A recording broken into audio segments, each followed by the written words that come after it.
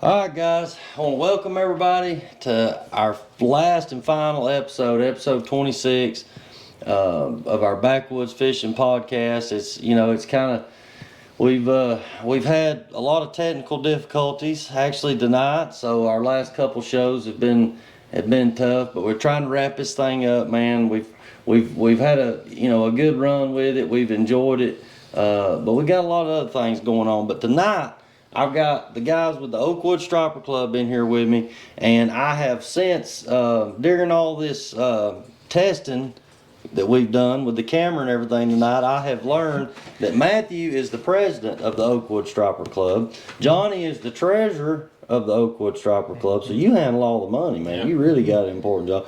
And then Riley is the tournament director, so he's got it's all important stuff. Now what's Keith's is he got a label? I don't know what he does. He's a vice president? And Facebook guru. Oh yeah. Oh, Keith is the vice president, Facebook guru, and the guru. Yeah. He makes the Facebook posts. Yeah. So look, we're having to record this, it's not live, but I want to let everybody know if we're typing it out right now to let everybody know that if they will comment and like this post that we're putting up right here, we're still going to do the giveaway. Yep. We're still going to do the giveaway. We're going to give away a 1-year free membership to the Oakwood Striper Club. It comes with a hat, and then Tracy Parker with Heads Up 2 Taxidermy come in here with us tonight. And he was nice enough. He's been a sponsor with us all year. And he was nice enough to donate a $100 gift certificate towards a deer mount. So it's deer season. A lot of, people are killing deer right now. If you want a deer mount, call Tracy. And if you're lucky enough to win this tonight, we're going to mail it to you, and it's going to be $100 off your mount. So, Tracy, what does a deer cost to have mounted nowadays? Just curious. Shoulder mount is $500.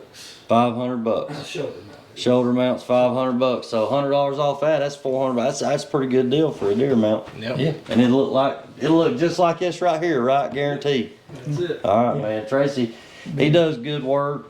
He's been a great partner with us, and I got a lot of other people I got to thank as we go throughout the night. B&B Custom Outdoors, Brian Avery, he's been great, and AA Graphics and Signs, Johnson Outdoors, Bill Carson, Hummingbird, Jill of All Trades, Shannon Black, Captain Mac, our old buddy Captain Mac, and Simpson Trucking and Grading. We've had a lot of guys that has helped us put this thing together and keep this thing rolling, even though we're, half the time we're rolling on like half throttle, but we're either way we're here.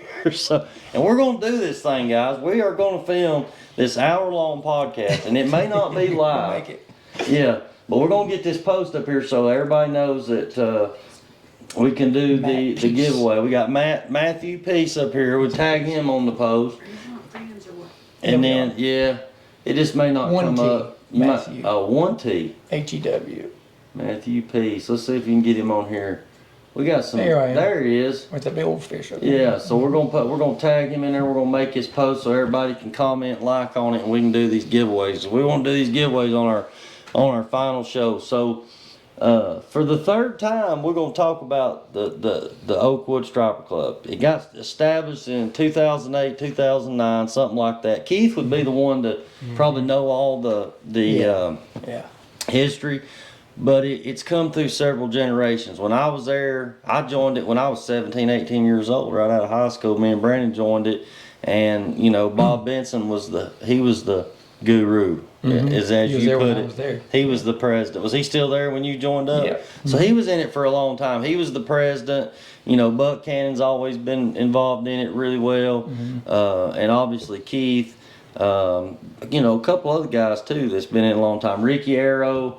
I know he was commenting on here earlier before we got cut off. So hopefully, one of these guys that has been in the club for years could win this 1 year off, or it could be somebody brand new, which is a great thing because that's what the club was set up for.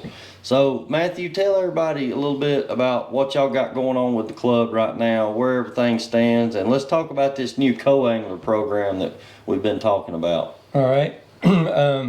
So we're trying to grow the club back up. A lot of the older guys that, the old big fish tournament guys, they kind of left. So we were trying to get more people in the club. And so I remember when I first started, Keith I was on his team. He's like the welcome wagon, I think, is the beginning. And Well, he's got the pontoon. He's got the man. giant pontoon, and so I fished with him for a couple years, but he just wasn't as competitive as I wanted to be. And He just wanted to have fun. yeah, Keith just seems like that kind of guy. He Yeah. just wants to have fun no matter what. he's a good old guy, and he just talked to everybody and had fun, and so I learned a lot from him. Because I didn't. And actually, Ricky and them brought me on the boat too once. We zeroed, by the way, on that day, but I still got to see what they did. Like how they handled their bait and stuff like that. So they were really. So I learned a lot from just watching other people, and saying all to say this, like we can talk about fishing all the time at the club.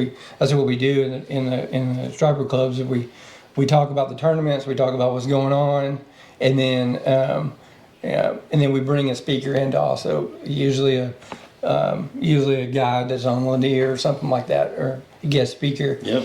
But we could talk about these things, but if you don't actually see it and do it, or see somebody doing it, you don't really know. Y'all have had some good guest speakers. Like when I was in the club, the DNR used to come and speak. Do they still do that? Yeah, every year? we had them this year already. Okay. Come do the yearly report, talk about, their stocking efforts and what they shocked up this year, kind of the state of where everything's at. Yeah, I feel like the club is a great way to stay in the loop. Yeah. Now, we was talking about before that we started recording, there's a $300 or $400 pot depending on how many boats shows up. So it's not a big money thing.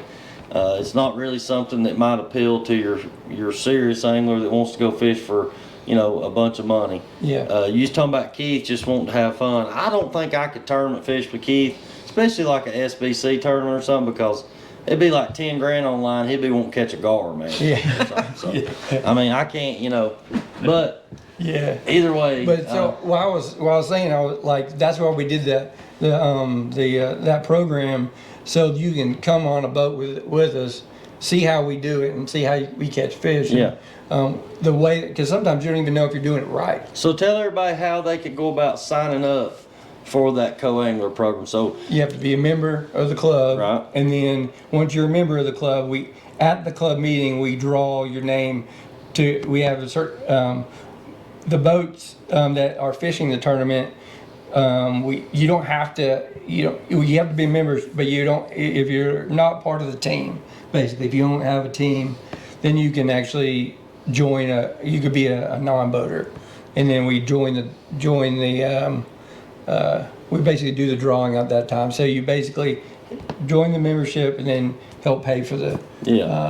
so you can be on anybody's boat. Yep. Yeah. Yeah, You they just do a put drawing. the That's pretty captains- cool, I think, because that way, you could get the opportunity to kind of go Yeah. around and see what everybody's doing. Well, you can't fish with the same captain for like a 3-month period either. So once you fish on one captain's boat, you can't fish on that captain's boat again for 3 months. So it not only gets different people on other captains' boats, but you get to fish with multiple captains, see different fishing What if you get strategies. somebody on your boat you don't like? It's like crickets, man. Yeah. Oh well. Yeah, oh, well. I guess it's not show up. Yeah. Then. No, I think it's a great opportunity. So, when me and Brandon started, we had a 19-foot sea hunt. It was barely big enough for a 30-gallon tank and me and him in it, and had a 2-stroke Johnson on the back of it. And I mean, we would have probably joined the club sooner had they have been something like this, just so we could have jumped on with somebody else and got a head start on the the learning process. But I guarantee you, if you fished with every one of these guys in this club, every one of them would have a little bit different approach or a little bit different way they do stuff. And that's what I've said before, guys. There's not one certain way in striper fishing or any kind of fishing really that this is how it's got to be. I've seen guys do things and make things work that maybe I can't make that work. That just ain't working for me. But I'm doing this, and that goes back to kind of what we was talking about earlier. We was talking about Lanier. And we wanted to we're going to do two things on this show before it's over. We're going to get these guys to talk about the current Lanier report. And we want Riley, he's a Hartwell guy. He lives up towards Hartwell. And as everybody knows, we got the big SBC tournament coming up here the second week of January. So we want to get a report on Hartwell too. But tell everybody a little bit about Lanier, what you guys got going on. Because from what I understand, what y'all got going on is a little different than what everybody else is on. Yeah, we after getting our butts beat by Ricky and Clint and stuff for me, that's one of the reasons why I wanted to go on my own, is to learn how to fish big shad. Yeah. And so that's what we did. Me and Johnny became partners last year. I fished with Joe you met Joe here before. Yeah. So learned a lot with him, and we fished. We struggled last year at the beginning, and then we kind of figured it out at the end and got on the same page or whatever. I think we were kind of, but now that's what we've been doing. We've pretty much 3 or 4 months in a row. 3 or 4 months in a row, and learning. Like I don't want to catch a lot of fish. I want to catch the biggest fish. You need 2 good ones. Yeah. So. Well, and that's kind of the difference in, do you want to go have fun and just catch fish, or do you want to take it serious enough that you want to do that? You want to pull those big baits, go for those 2 big bites, because that's kind of what we have to do in the tournaments we're fishing, because everybody else is doing it. So if we don't do it, it's but that's the thing. Everybody's kind of a lot of guys have picked up on this thing, and but I will say this though. Matthew was telling me that they'd been on a pretty good shad bite here recently on the south end of the lake, pulling big shad. I'm guessing, what's the water temp down there? 57. 57. Yeah. That's exactly what it was at Santee Cooper. Santee Cooper, we fished this past weekend. It was 56, 57. And we had a great shad bite. Now, we didn't catch no monsters. Well, we caught 8, 12-pound fish all day, or 8 to 11. I think our biggest one was 11. But in that range, 8 to 12 pounds, all morning long on shad, on good size shad. That's what was so crazy on these just average size fish. I didn't have any herring. We did have some shiners, and we caught some fish on shiners.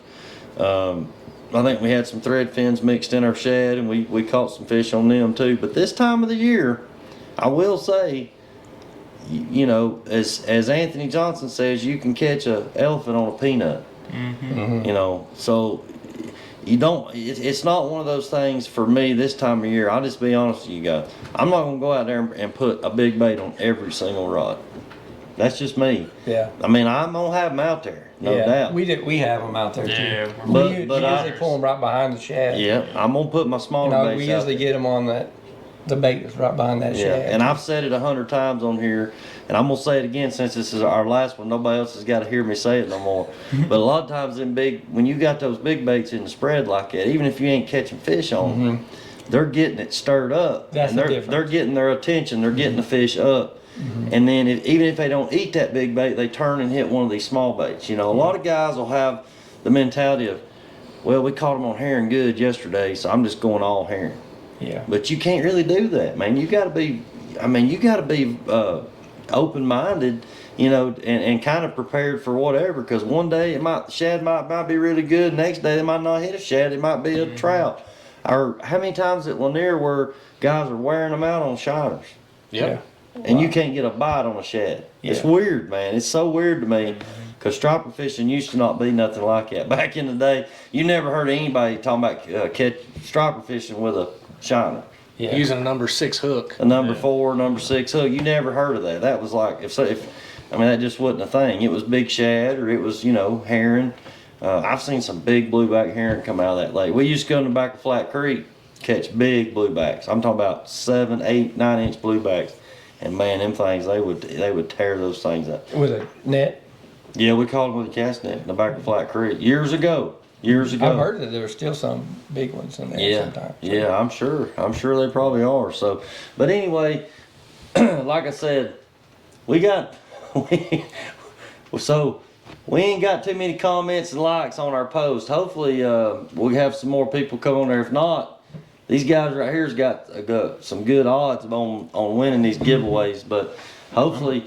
I'll have to tell my wife to get on there and comment right quick. Yeah, Yeah, yeah. I would a membership. too. Yeah, so you might want to comment on there again, and just let everybody know on there that, come on in here and comment, ask questions on this post, because we're reading it, and they're going to have a chance at winning a $100 heads up to taxidermy gift certificate and a free 1-year membership to the Oakwood Striper Club. So, I'm guessing, so I'm hearing the guys on Lanier right now on the upper part, catching a lot of fish on Mini-Max. Yeah. And that's kind of the thing as the water temp gets into the low 50s, it tends to switch over to the fish tend to start keying in on them big schools of small bait, thread fin. Yeah. And that's when the Mini Mac and the umbrella rig comes into play. Yeah. It is not my favorite way to fish.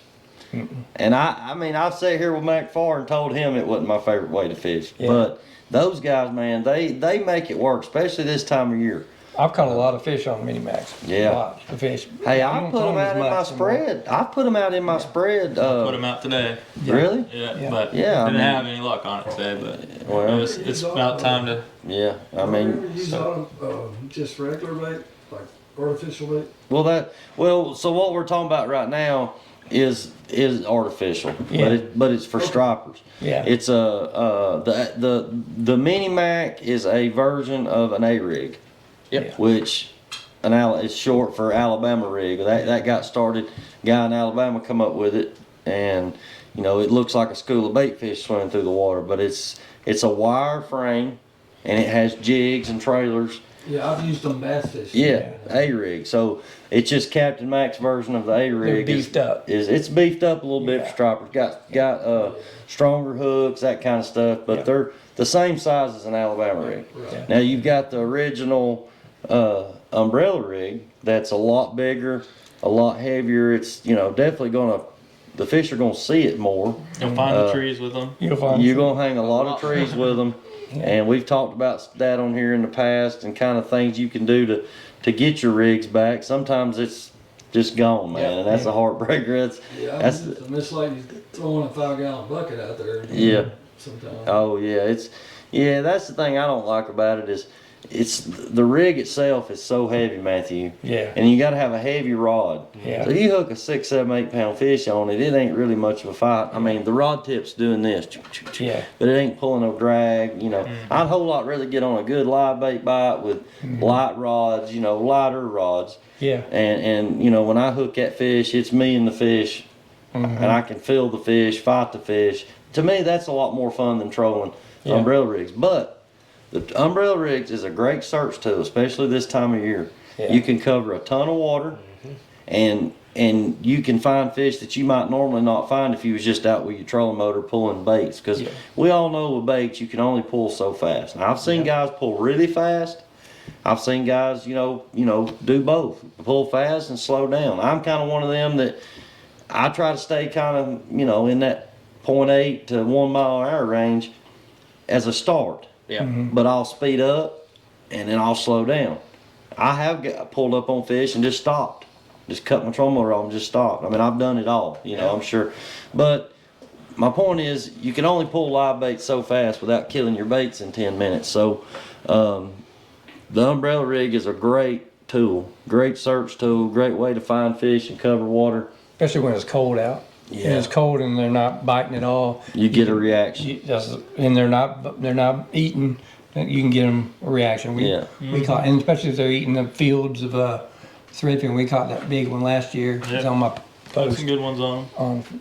on a umbrella rig. So Riley, is Hartwell, is it kind of doing the same thing right now? I mean, Hartwell's big like Lanier, so you got the north end, you got mid lake, you got south. So I'm sure there's probably 2 or 3 different things going on. But you tell everybody what's going on at Hartwell right now. So I hadn't fished the south end since probably August, beginning of September. That's kind of the fish were still pushed down. It's like everything seemed like they stayed down a lot later. And then all the club stuff came up and the regime change, and then tournament director, and me and Keith are both still pretty active in Lanier Striper Club too.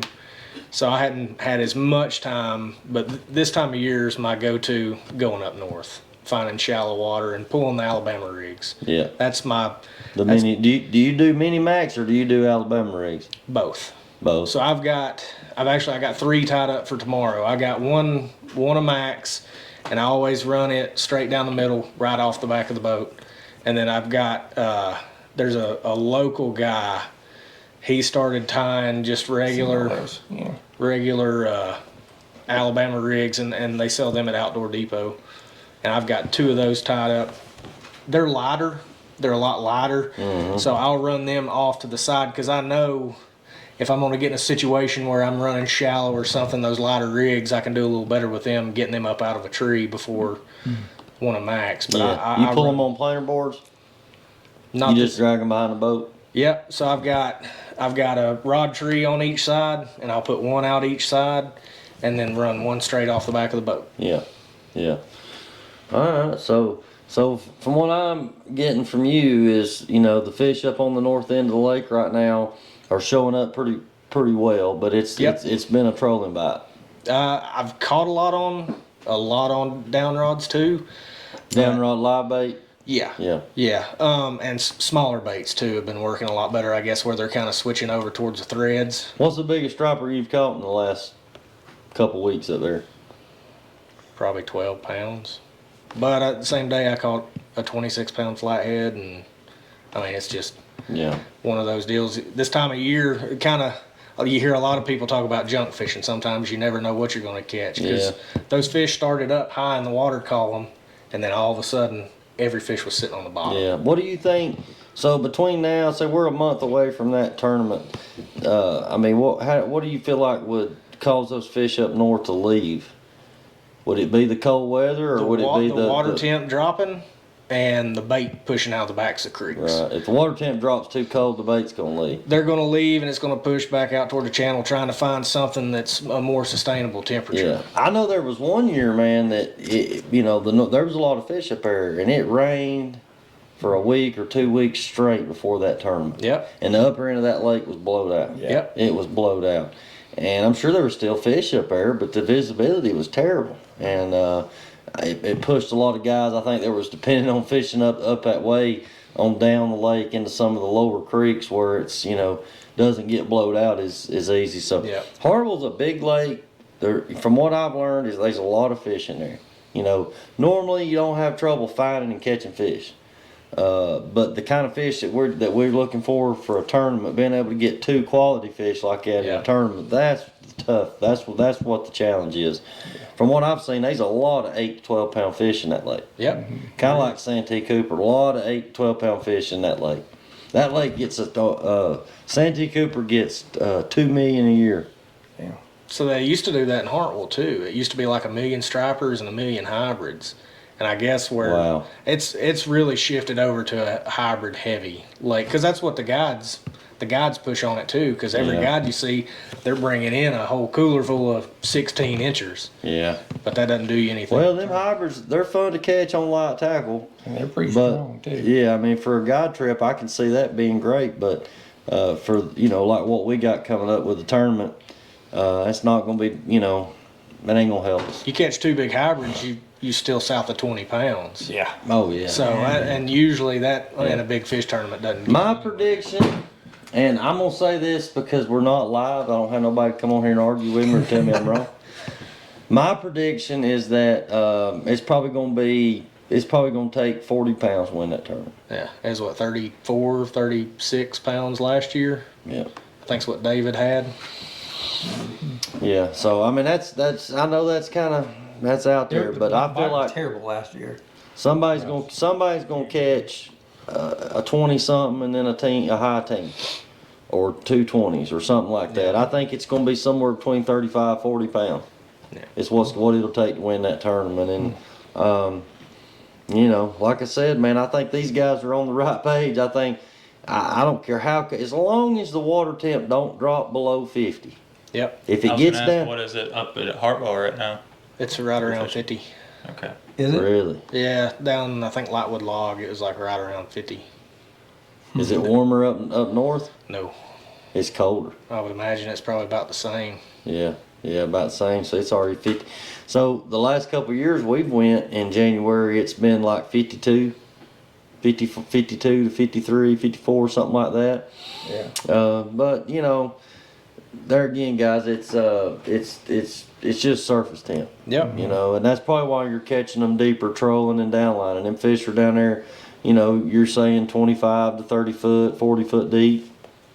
So, but you know, I'll be honest with you, I don't care how cold it gets. I'm not planning on doing anything any different than I normally do.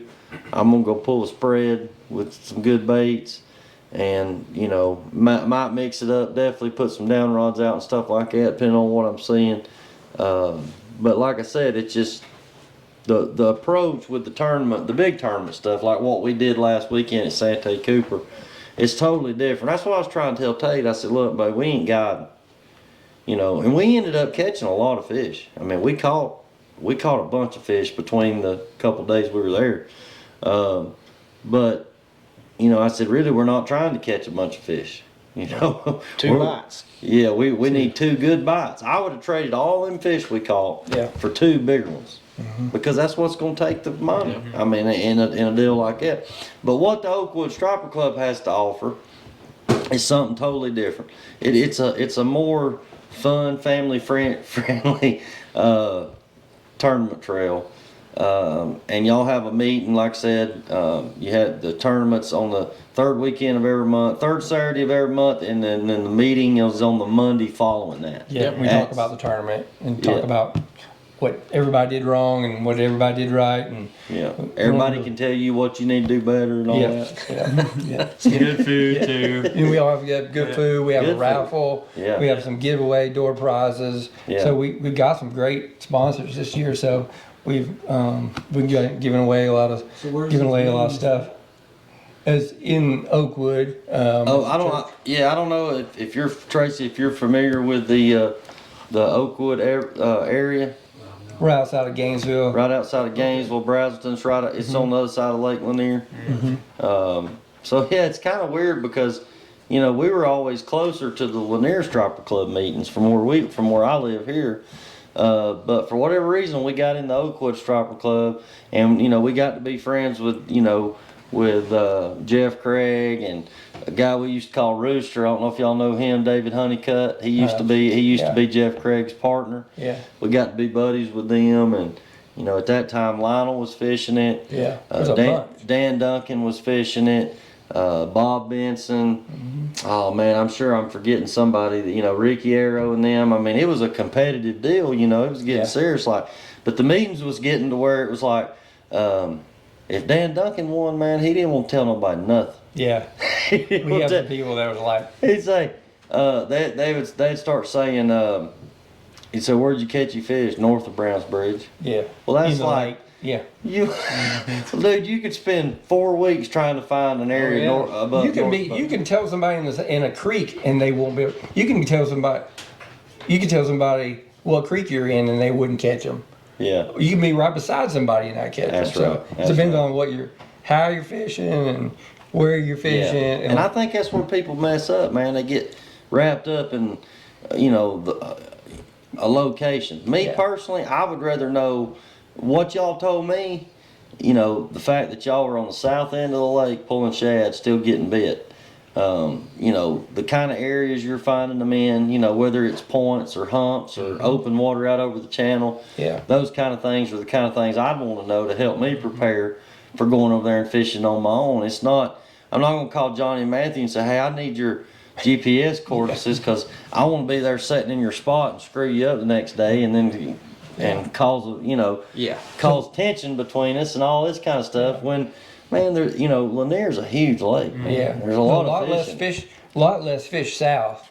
So I think that's why the shad in those shad will bring on them bigger ones. So, but there's a lot of fish north. There's a lot of fish up by, you know, Johnson and Little River and all that stuff. So Yeah. a lot of fishing there, but I see there's been some good fish caught up north right now too. yeah, that's what I'm saying. A lot of Yeah. they're And not more. small fish, but there's a whole lot more fish up there. Yeah. We just like fishing away from everybody. Yeah. Yeah. There's no doubt we've been doing the best away from boats. Just Yeah. doing your own thing. We haven't seen a striper boat in the last 4 or 5 tournaments. Yeah, you know, well, like, we're just staying away from everybody anyone. tends to want to go to whatever's the hot spot. You know. Yeah. One person cracks and the flotilla moves in. Yeah, that's right. Yeah, that's kind of, hey, that's the downfall to striper fishing, I guess. I mean, you kind of have to live and learn with that. But some guys you can't really tell certain things, or you'll end up messing your own self up. Yeah. And I've always said, for me as a guide, I have to take care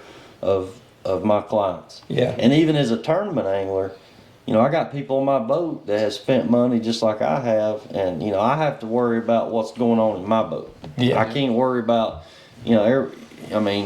it's just like I say, it's a tough thing, man. But I think it's this being the last episode, I want to make it clear to everybody that we started this thing out, and somebody commented on here. Jason said he was looking forward to it. He said that all the episodes had been very informative, and that's what we wanted. We wanted people to be able to learn from it, learn different techniques, learn how guys go about it different. But at the same time, we want people to understand that there is a mutual level of respect between fishermen, or if there's not, there should be. Yeah. And some guys will show that, and some guys don't. But I'll say this, I believe in karma now. And, it's got a way of coming back around, good or bad. It's got a way of coming back around. Mm-hmm. I feel like if you help somebody out, it just can't be a one-way street. Yeah. Oh, yeah. If I help Riley out, if I put him on a bite, I feel like he'd do the same thing for me. Yep. And that's kind of how. One of the things that like what you're saying, one of the best things about the club is you have a lot more people fishing. Instead of you being out there by yourself, you can say, hey, are you fishing today? Where were you at? Because I have like a group of people that I talk to. Yeah. And we kind of exchange information. Yeah. It's a network. It's a network. You have to build your network, and like, even if you're not, and if you can call other people and say, hey, are you catching anything? No, I'm not catching anything. But so if you're on fish and no one's catching anything, stay on those fish. Oh, Don't go yeah. look at, so Don't go chasing after somebody else. right. So like learn from that, and then, or like, hey, yeah, I'm catching them, and I'm fishing, Yeah. 25 feet down, or with a split shot or something like that, or those little details make a huge difference. Oh, yeah. Like a huge difference. Yeah, like you gotta- 20 foot behind the board, 40 feet behind the board, like all those things make a huge difference. Like, Oh yeah. if someone's catching something beside me and they're my buddy, I'm going to say, hey, Yeah. what are you doing Yeah. over there? So, so I can catch something too. So, and sometimes it's just dumb luck, but I think, I guess my biggest thing is if, especially if I'm pulling boards and stuff, pulling a spread, if I get on something, and a lot of times, I'll get on something not because I've been fishing there, but because I've been pulling, and I've stumbled up on that spot. I have found that spot. I've been searching, looking for it, and I found it. And what I can't stand is when you find something, rods start going off, and the next thing you know, you got a boat coming in over here. Oh, yeah. You got a boat coming yeah. over here, one over here, and then all of a sudden, you can't even fish this area like you want to fish it. Right, yeah. You have to start making judgment calls based on what you got going on around you. And that's where I feel like, man, people ought to be, a little bit respectful. Don't come over here and cut right in front of me and mess my whole pull up. Right. Yeah. I mean, let's, like with me and Lynn, we've always worked well together. If we was fishing on the same bite, we would try to work it in a way and work together where we could both catch fish and it not hurt anybody. Tournament fishing, especially with big money on the line, yeah. all that gets a little bit different. People are not as willing to work with other people, and I told Tate and them, I said, I done figured out it's kind of like racing. You don't make friends at a tournament. You bring your friends with you. Yep. You bring your friends with you, because you ain't gonna make none at no tournament, man. They ain't nobody gonna. That's the only bad thing I feel like about the SBC meetings. They have great food and it's great fellowship, and they raise money for great causes. But man, it's really awkward because nobody wants to talk. No. It's the complete opposite of what we're doing here. It's the complete opposite, and it's kind of it's almost weird and tense a little Especially bit. from the big groups. We have different groups from from Gainesville You and got Georgia boys over here, South Carolina boys Yeah. over Those here. meetings might be a bit different if they were the day after. for sure. Yeah, maybe we should. So, have y'all, if y'all ain't never had no fights break out or nothing within a tournament or within a meeting? No. There've been some arguments I've and done some disagreements. screaming on accident. On accident? Yeah, I thought I was yelling at a guy when I didn't even realize he was in our club, and I was yelling at him. And then later on, I found out he was in the club, and I was trying not to go in there, but I've embarrassed myself a couple times, but I get heated about that stuff. So Yeah, I mean, it's I like easy to one. I hate losing, so that's why I think that's what I like about tournament fishing.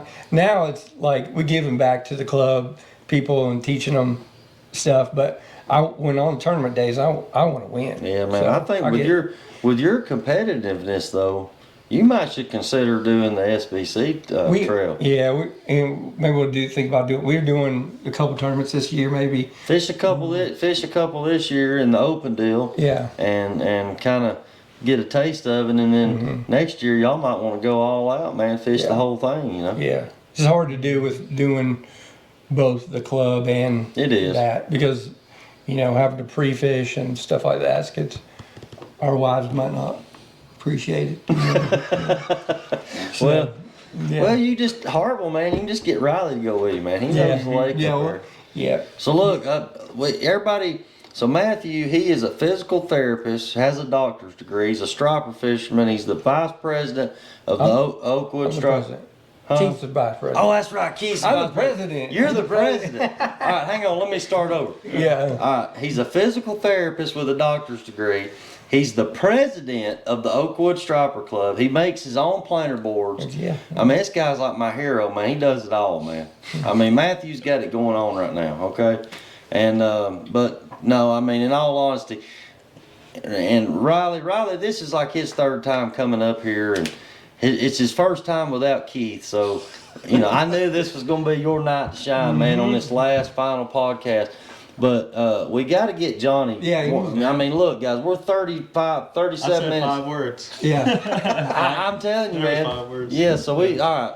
So I want everybody to get to know Johnny. I got to know Johnny when I went to speak at the Oakwood Striper Club meeting. And then we went on to, Johnny went with us last year and fished at Cherokee in Tennessee. And we had a great time up there. Me and Johnny went on some bait adventures, on some bait runs, and went and caught some bait. So me and Johnny's got to be pretty good friends. But I want to this is his first time on any podcast from what I understand. Yep. So tell everybody a little bit about you and what you do besides striper fishing and what got you into striper fishing. Yeah. Well, I run an automotive shop. Been into cars pretty much my whole life. I guess been into fishing for a good while now. I think started saltwater fishing. I haven't. I got into striper fishing. I think maybe 3 years ago now. Saltwater fishing. My family moved down to Florida maybe 12, 13 years ago. So I just kept going down to Florida, and that's what really got me into fishing in general. Had a center console that I was hauling down there. Finally got tired of getting asked whenever I'd just go hang out on Lanier drinking beer, hanging out with friends and family and stuff. Are you striper fishing? I'm in a center console. I'm like, no, I saltwater fish. I don't fish up here really. And finally had a buddy take me out and went striper fishing, and got hooked on that real quick. I was like, okay, this isn't just. I caught plenty. I go bass fishing and stuff every once in a while, but it never got the bug like that. You figured out that striper fishing was a lot like that saltwater fishing you like so much. Yeah, so that got hooked pretty quick on that. So already had a good bit of equipment and everything. Got into it pretty quick, and things spiraled. Yeah. Yeah. Well, I'd say, you said you was kind of, you underestimated yourself a little bit when you said you had an automotive shop. This guy, man, he works on some really neat, nice cars, man. And y'all do some great work. I've seen some of the stuff. So striper fishing for you is just kind of, you're not doing it for a living. You're not really doing it on a big tournament, scale. But, you're kind of where I was at, when I first got into the Oakwood Striper Club. I just doing it for fun and doing it for something to do to get away from what I'm having to do all the time. For you, it's working on cars. Yeah. For him, it's physical therapy. And Riley, I don't know what Riley does, man. I think he works for Keith. Don't you work for Keith? No, I do estimating for a commercial frame and drywall and flooring company. That's right. You work for a flooring company too. That's what I do now. We got another thing in common, man.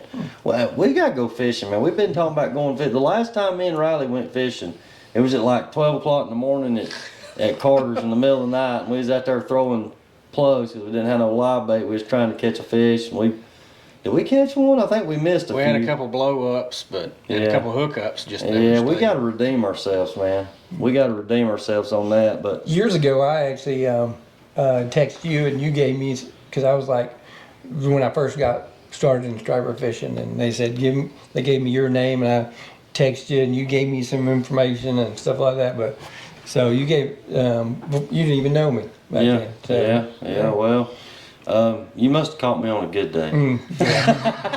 I kept bugging you. I think.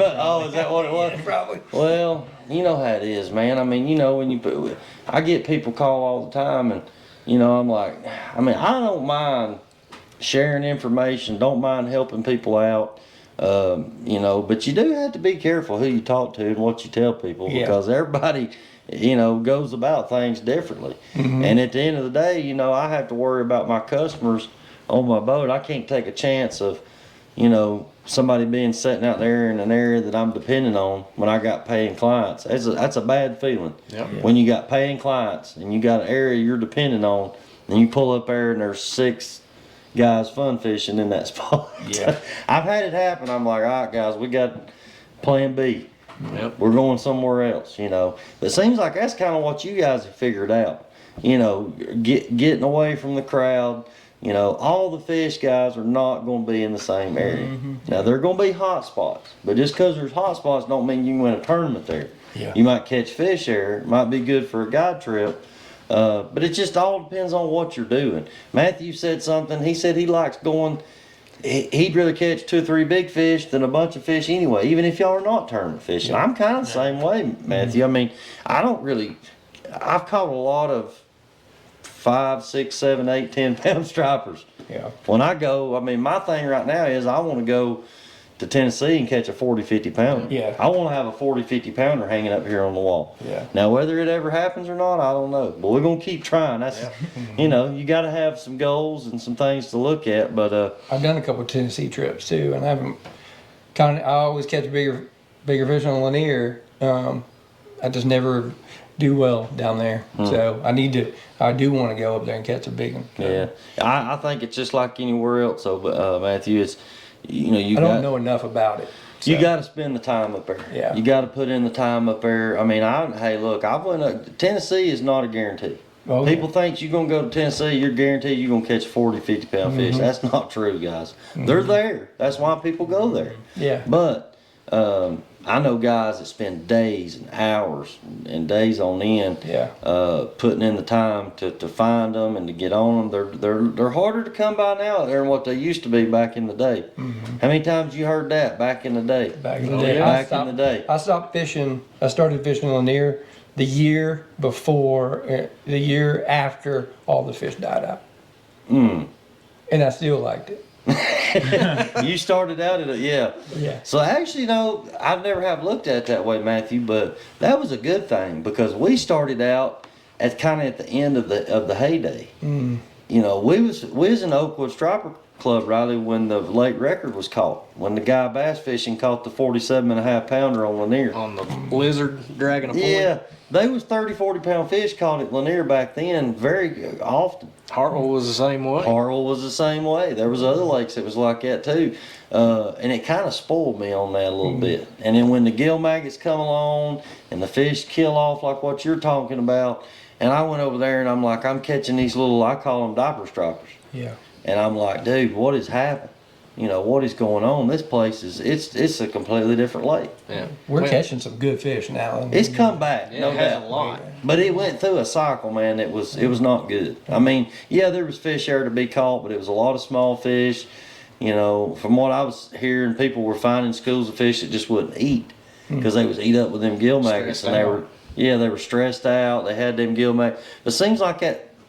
You know, maybe they're learning to live with them, or it's. I think that they were just what they were explained to me that it was like because it was a drought. It was a drought.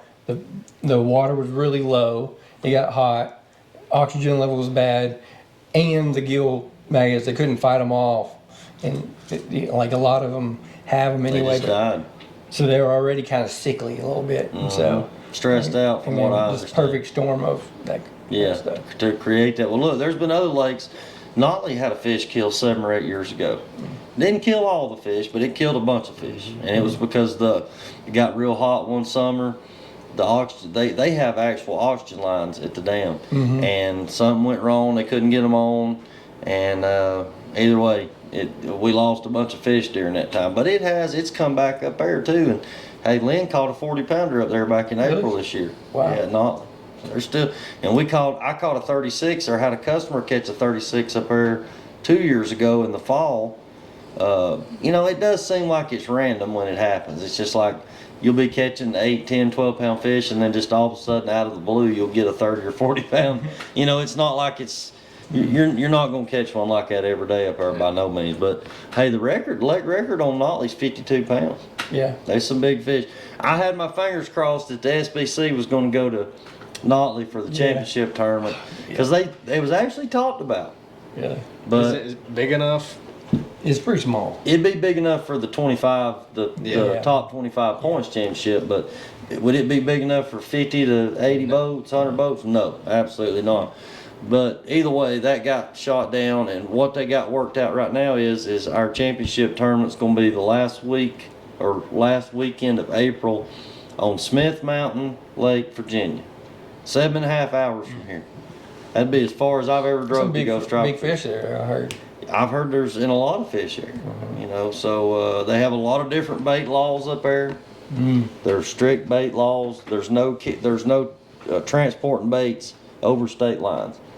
So you got to either buy it up there or catch it up there, and one of the two. So that'll be interesting. Yeah. But that'll like I said. So we're gonna start. We have had a few people that's come on our posts and comments. So there's a few people that's gonna have a chance at winning a couple giveaways. And like I said, I cannot believe Keith McKinnon has not commented on something.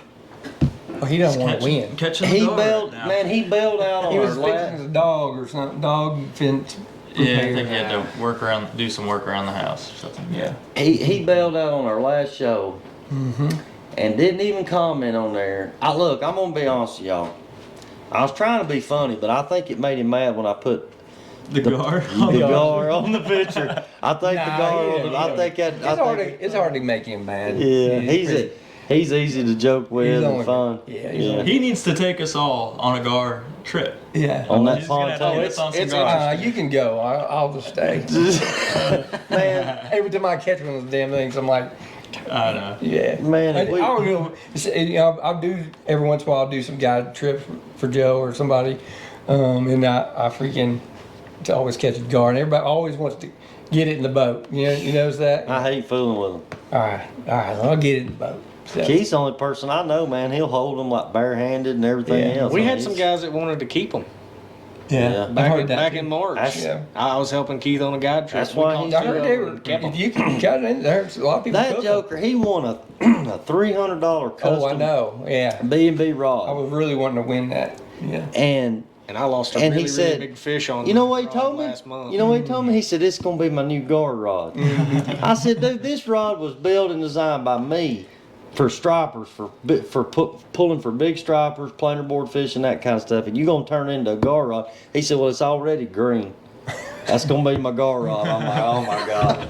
All right, but either way, at least the Keith has not commented or liked that we know of, so at least he doesn't have a shot at winning anything that we've got in here tonight, which is going to be a 1-year free membership to the Oakwood Striper Club and the Heads Up to taxidermy.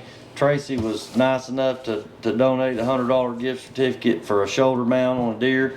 One more time before we wrap this thing up, we've only got just a few more minutes, maybe about 10 minutes here before we have to get off, but I want to take this time, especially it being our last episode, and thank everybody that has helped us for these last 2 years, that's kept these cameras going as good as we can anyway.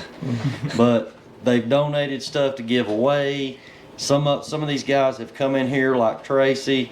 They give away stuff. They brought stuff for us to put on display, and been great partners. But thanks to Tracy and Heads Up to Taxidermy, B&B Custom Outdoors that made that rod that Keith won, AA Graphics and Signs, Johnson Outdoors, Jill of All Trades, our good friend Captain Mac, and Simpson Trucking and Grading.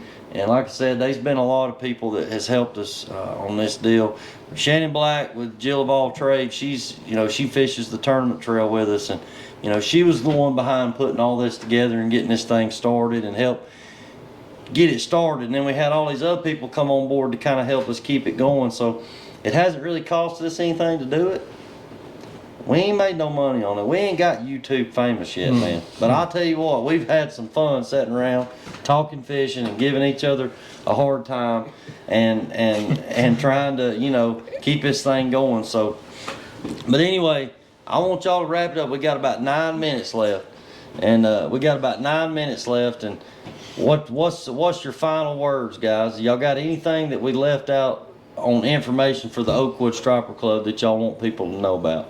Just come out and see what we're all about. Yeah. I mean, that's the only way that you're going to figure out what's going on. And especially with the co-angler program, you don't have to have a boat if it's something that you're even thinking about. This is about the best possibility that you could have to figure it out as cheap as possible. I mean, way cheaper than even a guide trip. at the end of the day, we're all splitting costs. Yeah. Straight down the middle. If there's 2 people, 3 people, however, we're splitting it. And like Matt said, it's cheaper than a guide trip. How often is y'all's meetings? Every Once a month. month. Once a month.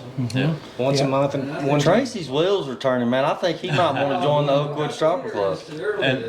And also, we're targeting big fish, not just you could go pay a guide and they're gonna get you on fish for sure, but we're out there targeting big fish. Yeah, I feel like with these guys, especially with that co-angler program, the way y'all got it structured, so that you have to go with different people. I think that's great because you can, you may not like fishing with certain people. Like you don't like fishing with the gar man, Keith. I don't mind fishing. I just want to win. That's the You thing. just say, hey, Keith, I don't care. want if a he bunch wins. of big shad. I said, get a bunch of big shad, and you get 2 or 3. And I'm like, come on, man. Yeah, You 2 or get 3 big ain't shad. nothing, man. You get them wiped out in That's 5 right. minutes. That's right. But too, I mean, you're building friendships. You are. And Yeah. potentially, Yeah. it might turn from more than just a co-angler thing. You Yeah. might find your next partner in a tournament, or you might have a couple guys that are in the co-angler thing Yeah. join up together. Because Being able to learn the basics from different people and how they go about it, and being able to see and that improve that.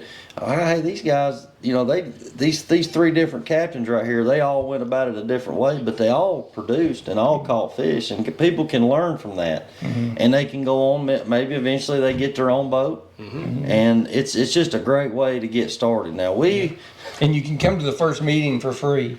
You don't have to be a member to come. So somebody's gonna win this membership thing right here, man. And here in a minute, I got a feeling it's gonna be somebody that's already a member, but that'll be all right. That'll help them out on their membership thing. And we have 2 Facebook.